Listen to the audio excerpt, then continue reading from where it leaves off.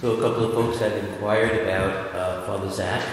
He had a fall the other day, but he's doing better. He's not around this weekend. He's planning to be back in the saddle next weekend, but I think it was a setup because he wanted the weekend off. He told me he's never gotten a chance to see the full Army-Navy game, which is always the second Sunday of December, so we watched it yesterday, the whole thing without any interruption, having to come over for confessions or mass. But it backfired because his team lost bad. Worst loss in their history, according to him. And because he can't leave his room, he's also missing something else that's not annual, but very rare. Tonight, you can witness something spectacular. So beginning at about 10 o'clock in the east sky, you'll be able to see these brilliant shooting stars and fireballs and meteor showers across the nighttime heaven. It won't happen again in this stunning way for a long time. And so I was reading about it. The instructions that the astronomers give for this celestial happening is beforehand, don't look at any bright lights like your cell phone. And instead, you have to adjust your eyesight to the dark sky, to the darkness, for about 30 minutes in order to have a better view, a better appreciation for what's happening up there, and make it easier to see the shooting stars. So, good advice about eyesight on this December 13th, feast of St. Lucy, the patron of eyes. And also, good instructions for Advent, to adjust our eyesight to the darkness in order to see the bright lights in the background. 2020 has been a year that we've had to do a lot of adjusting, a lot of accommodating, a lot of adjusting our eyesight in different ways so that we can see the light behind all the darkness of COVID and politics and so many other human struggles and sufferings going on in our country and globally. But adjusting our eyesight to the darkness isn't just for Advent.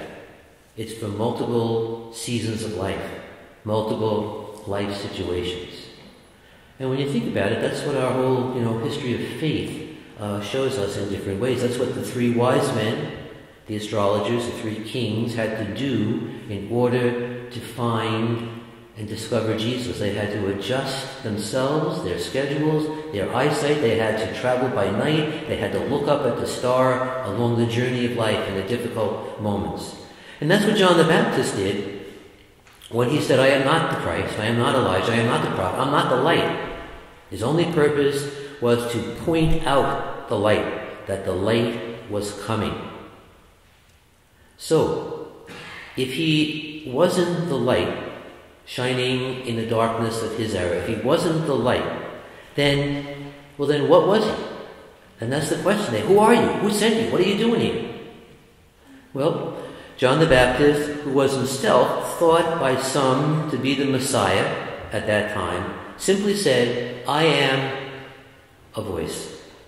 I am a voice crying out in the wilderness, make straight the way of the Lord. So he reduces his entire existence to one attribute, his voice, his speech, his words. So I would like to suggest today that we consider ourselves as a voice, simply a voice, but an important voice, a voice like John that needs to be heard in the desert of our modern world, which has very few opportunities these days to hear good news in the midst of all the darkness out there. That might be, in fact, that would be the very best Christmas gift that we can give to one another in 2020. By our voices and by our actions, we are like that banner over there, pointing to the light that is to come, pointing to Christ in the altar and the Eucharist.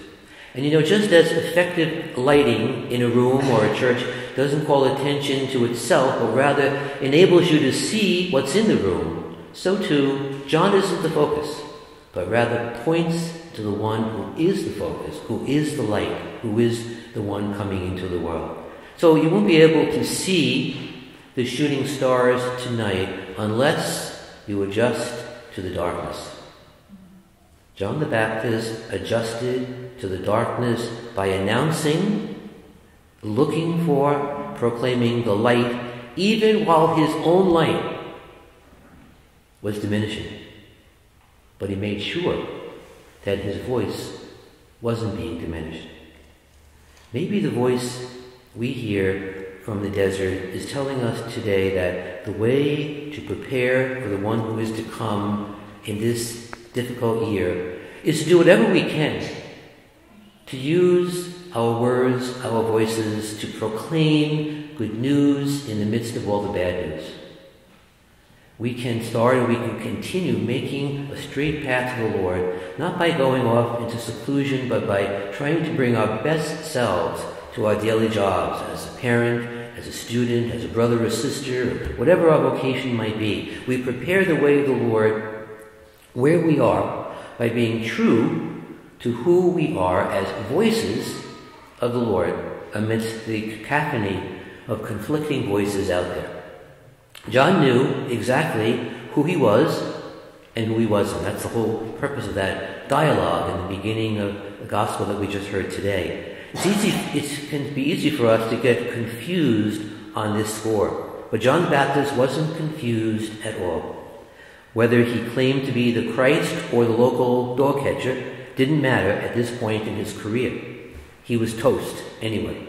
Still, he refused to exaggerate his position in the overall scheme of things. He simply designated himself as one word, one characteristic, the voice. And so that was the most that he was willing to claim. And all of us who call ourselves Christian share in this fundamental vocation to give testimony.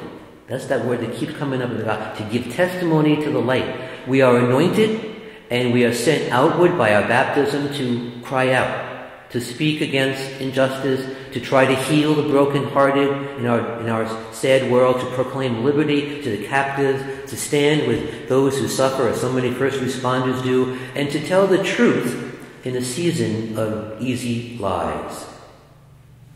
Most of all, though, we bring hope. We bring glad tidings to the poor in spirit, to so many people who can be discouraged at this time. As Isaiah said, we bring hope to others.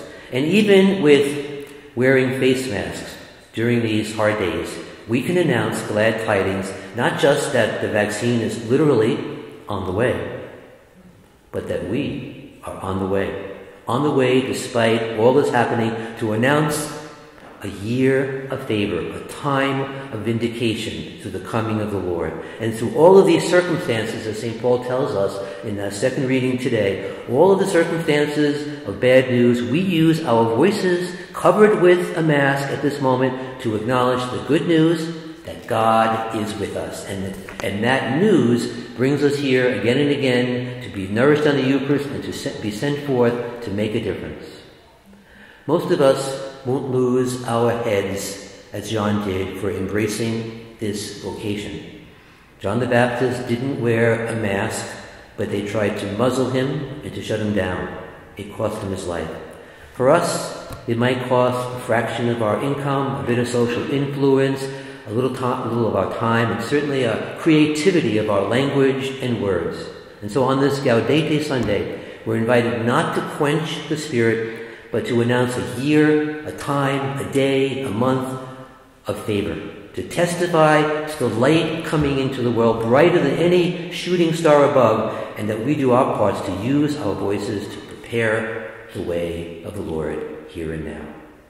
Like John the Baptist, without being the Christ, we remain in Christ. That's why we're here. We remain in Christ, a state in which all things are possible.